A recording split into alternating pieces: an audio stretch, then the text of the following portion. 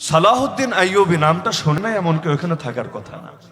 সালাহুদ্দিন আইয়ুবের বাবার নাম ছিল নুরুদ্দিন আইয়ুব রাহিমাহুল্লাহ। তিনি ছিলেন ইরাকের একটা এলাকার শাসক, তিকরিতের আমির। তো লম্বা সময় পর্যন্ত আল্লাহর বান্দা বিয়ে শাদী করছে না, সকলে পেরেশান। বয়স তো ভালোই হচ্ছে, বিয়ে শাদী করে না কেন? তো নুরুদ্দিন আইয়ুবকে নিয়েও পরিবার পেরেশান, বয়স তো হয়ে যাচ্ছে, বিয়ে শাদী করে না কেন? একবার তার ভাই আসাদুদ্দিন এসে বলছে, ভাই আমার বিয়ে কি করবা না? বলল, ভাই বিয়ে তো করব, যোগ্য পাত্রী তো পাই না। এখনো যেমন হয়, ছেলেরা যদি জিজ্ঞেস করেন বিয়ে করো না কেন, বলবো যোগ্য পাত্রী পাচ্ছি না। মেয়েরা যদি জিজ্ঞেস করেন তুমি বিয়ে করো না কেন, বলবো যোগ্য পাত্র পাচ্ছি না। পাত্র পায় না পাত্রী, পাত্রী পায় না পাত্র, আবার সবাই খোঁজে যোগ্য। দিন শেষে অযোগ্যদের হার এত কেন বেড়ে গেল আল্লাহই ভালো জানে। তো এখন তিনি বললেন, আচ্ছা যদি এটাই ব্যাপার হয় তাহলে তুমি শুধু অনুমতি দাও, যোগ্য পাত্রী এনে দেওয়ার দায়িত্ব আমি নিচ্ছি। তিনি বললেন, আচ্ছা কাকে তুমি আনবা বলো দেখি। আসাদুদ্দিন বলল, বর্তমান সময়ে মুসলমানদের সবচাইতে শক্তিশালী সাম্রাজ্য সেলজুক সুলতানের কন্যা অথবা সেলজুক সাম্রাজ্যের ওয়াজির আজম প্রাইম মিনিস্টারের কন্যাকে আমি তোমার পক্ষ থেকে প্রস্তাব দিব। এমন কোন রাজা বাদশার মেয়ে নেই তোমার মতো সুপুরুষ, তোমার মতো সুপাত্রের কথা শুনলে তারা রাজি হবে না, তারা নিজের মেয়েকে তোমার হাতে তুলে দেবে না, এমনটা হওয়ার কথা না। তুমি সম্মত থাকলে বলো, আমি এখনই ব্যবস্থা করছি। ডাইরেক্ট বলল, দেখো ভাই আসাদুদ্দিন, সেলজুক সুলতান কোনো তাগুত বাদশা না, মুসলমানদের আমির, মুসলমানদের সুলতান।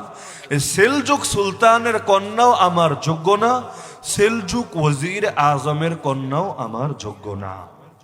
অবাক হয়ে গেল, তাহলে তোমার যোগ্যটাকে? এক বাক্যে বলল, আমার যোগ্য সেই নারী যে আমাকে হাত ধরে জান্নাতের পথে এগিয়ে নিয়ে যাবে, যে আমার আখিরাতের পথ চলার সঙ্গিনী হবে। আল্লাহ তাআলা যার গর্ভে আমাকে এমন একটা সুপুত্র দান করবেন, বড় হয়ে যে দক্ষ ঘোড়সওয়ার হবে, সে সেই ঘোড়ার পিঠে চড়ে মুসলমানদের হারানো প্রথম কিবলা আল আকসাকে মুক্ত করে আনবে। এই কথা শুনে আসাদুদ্দিন অবাক হয়ে বলল, আরে এটা কি কোনো ছেলে খেলা নাকি? তুমি চাইলে আর হয়ে গেল, এমন মেয়ে পাওয়া এটা যেন তেন ব্যাপার না। নাজমুদ্দিন আইয়ুব বলল, আমার যা কাজ আমি করছি, আমি চেষ্টাও চালাচ্ছি, আল্লাহর কাছে দোয়াও করছি। আস-সা'য়ু মিন্না ওয়াল ইতমামু মিনাল্লাহ। আমরা তো চেষ্টাই করতে পারি, পূর্ণতা তো আল্লাহ দেন, যাকে চান তাকে দেন। আমি আমার চেষ্টা করতে থাকি, আল্লাহ যদি কপালে লিখে রাখেন পাবোই পাবো ইনশাআল্লাহ। এখন দিন গড়িয়ে যায়, সপ্তাহ গড়িয়ে যায়, মাস গড়িয়ে যায়, এমন মেয়ে পায়ও না, বিয়ে আর হয় না। একদিন বসে আছে তার শাইখের মজলিসে নসিহত শোনার জন্য। শাইখের মজলিসে বসে আছেন, নসিহত শুনছেন। এমন সময় একটা মেয়ে এসে মসজিদের আড়াল থেকে শাইখকে ডাক দিল, শাইখ জরুরি কথা আছে, আমাকে একটু সময় দেন। শাইখ উঠে দাঁড়ালেন। নাজমুদ্দিন আইয়ুব কান পেতে আছে, কি বলবে? একটা মেয়ে হঠাৎ করে তার কি এমন কথা বলার জরুরত পড়লো, তাকে মজলিস থেকে ডেকে উঠাতে হবে। শাইখ কাছাকাছি গেলেন, গিয়ে জিজ্ঞেস করলেন, তোমার কি অবস্থা? তোমার কাছে এবারও, তোমার ফ্যামিলির কাছে এবারও যে পাত্র পাঠালাম তাকেও রিজেক্ট করে দিলা, তুমি চাচ্ছটা কি? যারেই পাঠাই তারই পছন্দ হয় না, কাউরেই তোমার যোগ্য মনে হয় না, তোমার আসল চাহিদাটা কি? মেয়ে এবার বলছে পর্দার আড়াল থেকে, নাজমুদ্দিন আইয়ুব বসে বসে শুনছে, হযরত আপনি যাকে পাঠিয়েছেন সে মানমর্যাদায় এবং অর্থে বিত্তে আমার চাইতে অনেক এগিয়ে, কিন্তু বিশ্বাস করেন সে আমার যোগ্য না। তিনি বললেন, তাহলে তোমার যোগ্যটা কে? একই কথা, কাকতালীয় ব্যাপার। বলতে শুরু করলো, হযরত আমার যোগ্য মালওয়ালা না, আমার যোগ্য ক্ষমতাওয়ালা না, আমার যোগ্য এমন একজন সঙ্গী যে আমাকে হাত ধরে জান্নাতের পথে এগিয়ে নিয়ে যাবে, যে আমার আখিরাতের পথ চলার সঙ্গী হবে। আল্লাহ তাআলা যার বরকতে, তার ঔরসে আমার গর্ভে এমন একটা সন্তান দান করবেন, বড় হয়ে যে দক্ষ ঘোড়সওয়ার হবে, দক্ষ তীরন্দাজ হবে। আল্লাহ তাআলা তার হাতে আল আকসাকে আবারও মুক্ত করবেন, আবারও স্বাধীন করবেন। নাজমুদ্দিন আইয়ুব লাফিয়ে উঠল, হযরত একটু জরুরি কথা আছে, শোনেন, এখনই আসতে হবে আপনাকে, অতি দ্রুত কথা এবং অতি আর্জেন্ট কথা। শাইখ অবাক, একবার এদিকে ডাকে তো একবার এদিকে ডাকে। তিনি আসলেন। নাজমুদ্দিন আইয়ুব বলছেন, হযরত এই মুহূর্তে আপনি আমার পক্ষ থেকে মেয়েটাকে বিয়ের প্রস্তাব দেন, আমি ওকে জীবন সঙ্গিনী বানিয়ে দেব। শাইখ বলছেন, কি বলছো তুমি? ভেবেচিন্তে বলছো? সে হলো এই এলাকার সবচাইতে ফকির ঘরের মেয়ে, এর চাইতে বড় দরিদ্র, বড় অসহায় দ্বিতীয় কোনো ফ্যামিলি এই এলাকায় নাই, আর তুমি হলো গভর্নর, তুমি হলো বাদশাহ, তোমার সঙ্গে সে তো ম্যাচই খায় না, লোকে কি বলবে, তোমার আপনজনরাও তো মেনে নেবে না। ডাইরেক্ট বললো, কে মানলো কে মানলো না দেখার বিষয় না, আল্লাহ তাআলা যখন আমার গনিমত দিয়ে দিয়েছেন সেটা নিতে আমি মোটেও দ্বিধা করব না। ফলাফল বিয়ে হয়ে গেল। বিয়ের পর একটা পুত্র সন্তান জন্ম নিল, নামও রেখে দিল সালাহুদ্দিন আইয়ুবী। সেই সালাহুদ্দিন যখন কিছুটা বড় হয়েছে, এখনো বাচ্চা মানুষ, খেলাধুলা করে। একদিন নাজমুদ্দিন আইয়ুব যুদ্ধ থেকে ফিরে এসেছে, এসে দেখে তার এত স্বপ্নের পুত্র ঘরের সামনে আঙ্গিনায় বসে মাটি দিয়ে খেলা করছে।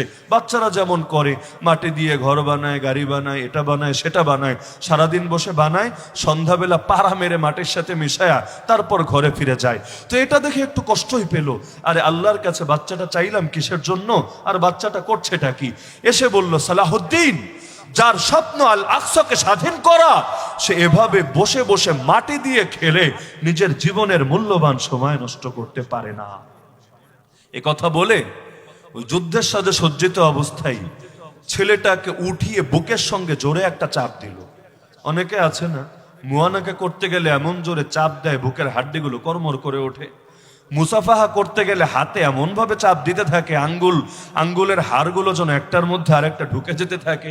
তো এত বড় একজন বীর বাহাদুর সেনাপতি চাপ দিচ্ছে নিজের বাচ্চা সন্তানকে, স্বাভাবিক ছিল বাচ্চা কেঁদে উঠবে, চিৎকার করে উঠবে।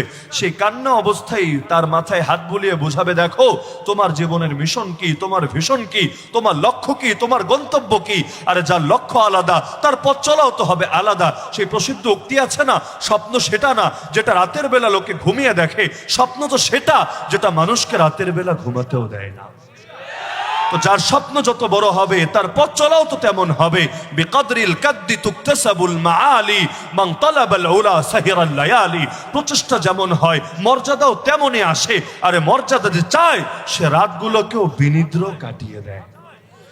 কিন্তু অবাক করা ব্যাপারে এত জোরে চাপ দিল সন্তানকে, সন্তান তো কাঁদে না, ছেড়ে দিয়ে বলে, কিরে সালাহুদ্দিন, তুই কি ব্যথা পাস না? এবার বাপের সুরে সুর মিলিয়ে বলে, বাবা আমার, যার স্বপ্ন আল আকসা বিজয় করা, সে সামান্য ব্যথায় আর্তনাদ করতে পারে না।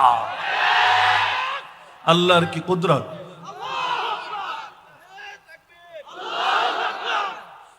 সেই যে মিশন নিয়ে নামলেন, এমন ভাবে এই মিশনকে আগলে ধরে রাখলেন, জীবনে একটা বার হজও করতে পারেন নাই, ওমরাও করতে পারেন। তার জীবনের বড় একটা স্বপ্ন ছিল, যখনই তিনি ফ্রি হবেন তখনই তিনি আল্লাহর ঘরে তাশরিফ নেবেন, রসুলের রওজার সামনে গিয়ে রসুলকে আল আকসা বিজয়ের সুসংবাদ শোনাবেন। কিন্তু ক্রুসেডারদের বিরুদ্ধে যুদ্ধ তাকে এত বেশি ব্যস্ত করে রেখেছিল, একদিনের জন্য ফ্রি হতে পারেন নাই। প্রতি বছর হাজিদের কাফেলাকে বিদায় জানাতেন, কেঁদে কেঁদে বুক ভাসাতেন। বড় আশা থাকতো, হয়তো আগামী বছরের মধ্যেই আমার মিশন সম্পন্ন হবে, আমি আল্লাহর ঘরের মেহমান হতে পারবো। দেখতে দেখতে জীবনটাই কেটে গেল। বয়স খুব বেশি হয় নাই, 60-এর কোঠায়ও যায় নাই, 50-এর কোঠায় থাকতে আল আকসাও স্বাধীন হলো। আল্লাহর বান্দা স্বাধীন হওয়ার পরপরই সেই যে বিছানায় লুটিয়ে পড়লো মুমূর্ষু হয়ে, আর উঠতে পারলো না, সেখান থেকে লাশ হয়ে ডাইরেক্ট কবরে পৌঁছে গেল। কিন্তু যেই স্বপ্ন দেখেছিল, স্বপ্নকে ঠিকই জমিনে বাস্তবায়ন করে গিয়েছিল। তা আল্লাহর কাছে দোয়া করতে হয়, এটা কবুল তো আল্লাহর থেকে হয়। ওয়ামা তাশাউনা ইল্লা আইয়াশা আল্লাহ, তোমরা যা কিছুই চাও না কেন কোনোদিনও হবে না যদি না আল্লাহ চান। এজন্যই ভবিষ্যতের ব্যাপারে কিছু বললে বলতে হয় ইনশা আল্লাহ।